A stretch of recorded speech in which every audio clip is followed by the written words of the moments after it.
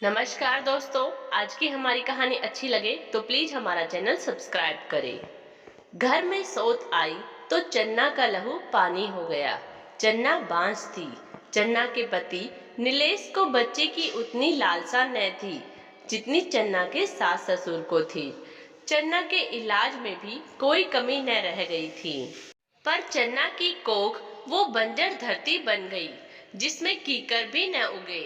चन्ना को बच्चों से बेहद लगाव था। मातृत्व उसमें कूट कूट कर भरा था। मोहल्ले के जिस बच्चे को गोद में ले लेती वो उसी के गुण गाने लगता। जब सास ससुर के धार लगे विषैले बाणों के जख्म नासूर बन गए तो चन्ना ने ही अपने पति को दूसरे ब्याह को राजी किया। मगर नित्या के घर में आने के दिन से ही चन्ना गुम हो गई, और गुम भी ऐसी हुई कि मानव मुंह में जीभ न हो। नित्या से तो उसे बोलना ही न था। पति से भी बोलना छोड़ दिया। उसे लगता कि उसका इकलौता अवलंब ही नियति ने छीन लिया। लगता कि अब वह बेसहारा हुई। अब भी वह सबके लिए खाना बनाती, कपड़े धोती, घर के सब काम खुद करती। नित्या को किसी काम को हाथ भी न लगाने देती, पर मूक रहती। घर के सब लोग, यहाँ तक कि नित्या भी उसे देखकर कुढ़ते रहते। पर वह तो अपने में ही सिमट गई थी। और एक साल बीत गया।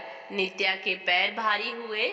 7 माह हो चुके थे और आज उसकी गोद भराई की रस्म थी। घर में खूब बड़ा समारोह था।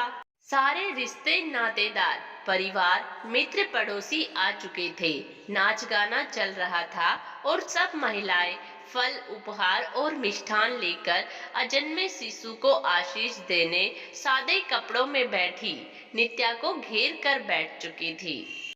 जैसे ही रस्म शुरू हुई और पंडित ने मंत्र पढ़ना शुरू किया, नित्या उठी और भीतर चली गई। सब हतप्रभ रह गई, अवाक। कुछ ही पलों में नित्या बाहर आई तो सगुन के जोड़े में सजी धजी चन्ना का हाथ उसके हाथ में था। वह आगे बढ़ी और अपने आसन पर चन्ना को बिठाकर उसके बगल में बैठ गई। चन्ना भी अवाक थी और उपस्थित लोग भी। चन्ना ने उठना चाहा तो नित्या ने चन्ना का हाथ पकड़ लिया। बोली, दीदी, मैं आपको कोई सुख तो दे न सकी, आकर आपके हक को भी साझा कर लिया।